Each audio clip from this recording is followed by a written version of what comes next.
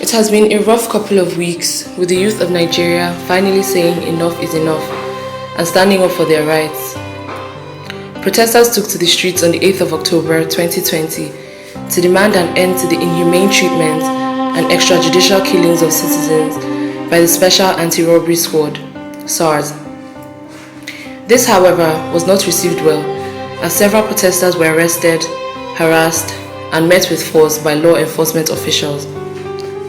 On the 11th of October, the Inspector General of Police dissolved SARS, giving a list of things to know about its dissolution. It was difficult to take the IGP's word, saying that SARS has been dissolved, scrapped, disbanded, and other synonyms multiple times since 2017. So the youth put out a list of demands in response to the IGP, called the 5 for 5. The demands were simple: release arrested protesters, compensate victims and families of SARS brutality, prosecution of SARS officers, psychological evaluation of disbanded SARS officials before redeployment, and increase in police salaries.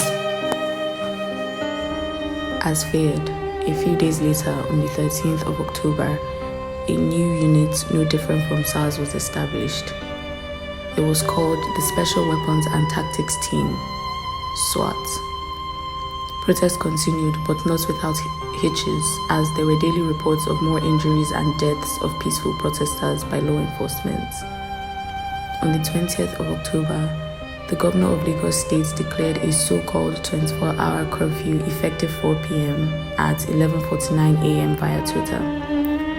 Protesters stayed out and were still out past 4 p.m. Some of these protesters reported that the CCTV cameras at the Lekki toll gates were being removed by unidentified maintenance men. Another Twitter announcement was made at about 7 p.m. that the curfew would not be enforced till after 9 p.m. to give citizens time to get home. However, shortly before this announcement, reports were made that armed men in military camouflage opened fire at the peaceful protesters at Lekki. A witness on ground managed to live stream the attack on Instagram, and many watched in horror. We are still unsure of the number of injured and dead protesters, as the government is still in denial of the incident, despite the presence of overwhelming evidence. The cherry on a Sunday of pain, suffering, and disappointment was the president finally addressing the nation and not acknowledging the lives lost at Lekki and all over Nigeria, and warning protesters to stop or else. Despite having no expectations for this speech, the youth were still shocked at how low it was. Now we're wondering what to do next. What started as peaceful protests for the EndSARS movement has now turned to a full-fledged war against bad governance. The negligence of our government and their refusal to grant the request of the citizens led to traumatizing events. All our heroes that have died while fighting for this cause have not shed their blood in vain. We have not given up. We will not give up. What we have achieved in the last 2 weeks has been incredible, and it has given us hope and made us see what this nation is capable of.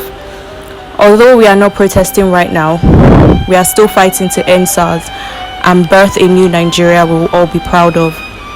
This is not the end, but merely the beginning of a revolution. Keep safe, stay brave, and carry on. We will win this battle. To all the souls lost, rest in peace.